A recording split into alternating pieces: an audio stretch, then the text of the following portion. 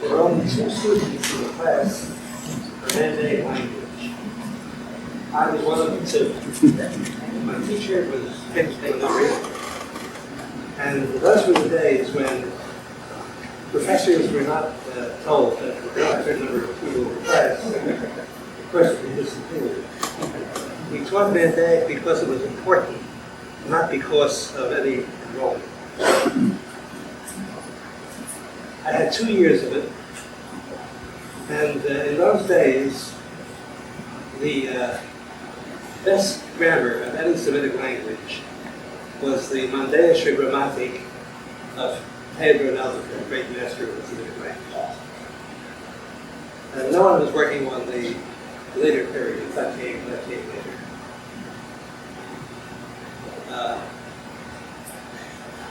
It happens that the University of Pennsylvania Museum had a large collection of Mandaic bowls, Aramaic bowls actually. Some were in Mandaean and some were in Syriac. And we have in our midst today one of my star students, Edwin Yamoshi, whose doctoral dissertation was the Mandaic bowls. It was the magic bowls that got me into the study of Mandaic. And I want to say something about magic. Magic is very open-minded. Magic receives elements from all over the place. And accordingly, we shouldn't scorn the study of magic, because on the other hand, quite the contrary, we should regard it as a medium in which many elements fuse. After all, when a person resorts to magic, what he wants is results. He's not interested in the purity. And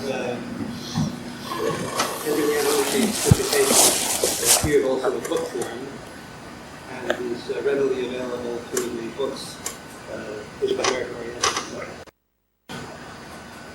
Now, it happens that I formed a very close friendship and working cooperation with the late East Standard Drower. I was a young archaeologist in Baghdad at the time, and this is Drower, the lady Drower. It was the wife of a highly respected and remarkable man, Judge Edward Drower of Baghdad.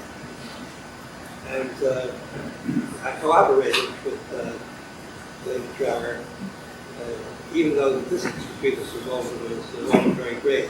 I remember particularly during the year I taught at Smith College, and she was in Baghdad, we had a very lively correspondence on Mandaic matters. In Boston, I continued this interest. First, I taught for 17 years at Brandeis University, and thereafter I was also a tenured professor, now emeritus at New York University. And a young lady came up to me, Jorun Jacobson, and wanted to work on Mandaic with me. She had already resolved, I don't know the whole story behind it, but she had already resolved to spend her life on Mandaic studies. Now my problem then was that I was in charge of a program of Mediterranean studies, and I couldn't switch everything off and turn my program instantaneously into a Mandaic program. But I was very much interested in her plans, and I can say I have never known anybody who is so faithful to an ideal and made it her life work. This is her life work, and I think that all of you in this room are familiar with what you're in this knowledge. Well, a lot of things have happened, and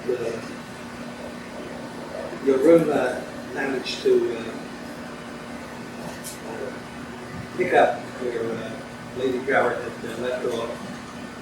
Lady Brower had amassed a large library of Mandaic, and where she couldn't get originals, she had skillful scribes make copies of the best available forms of various books.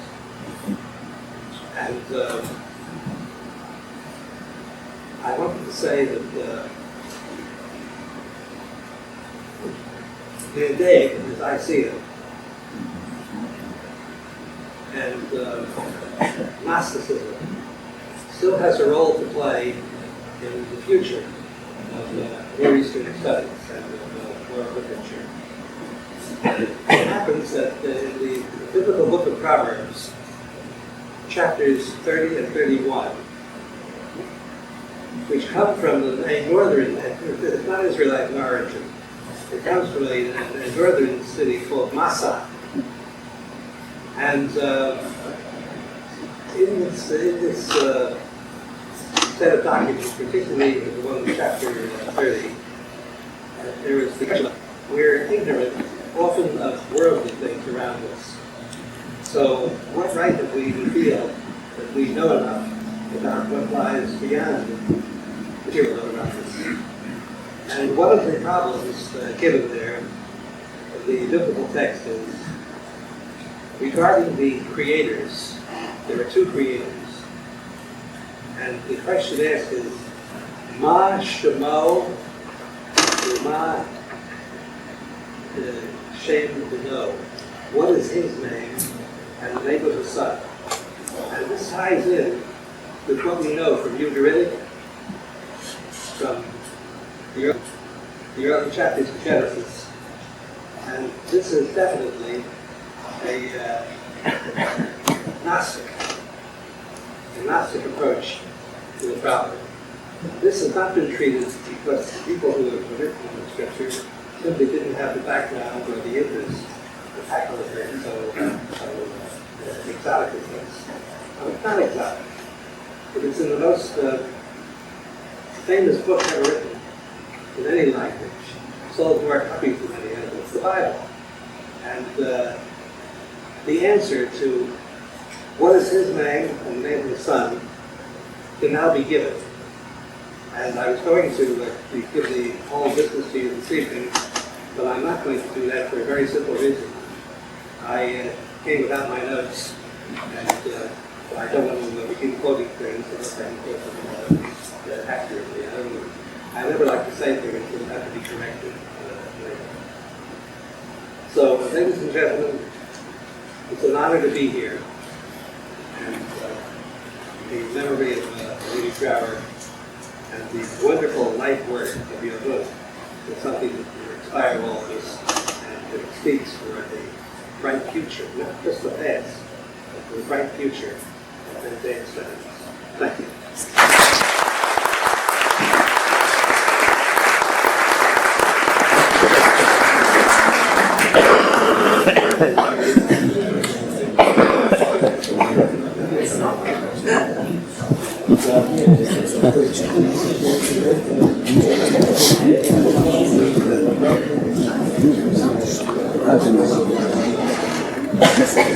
Gracias.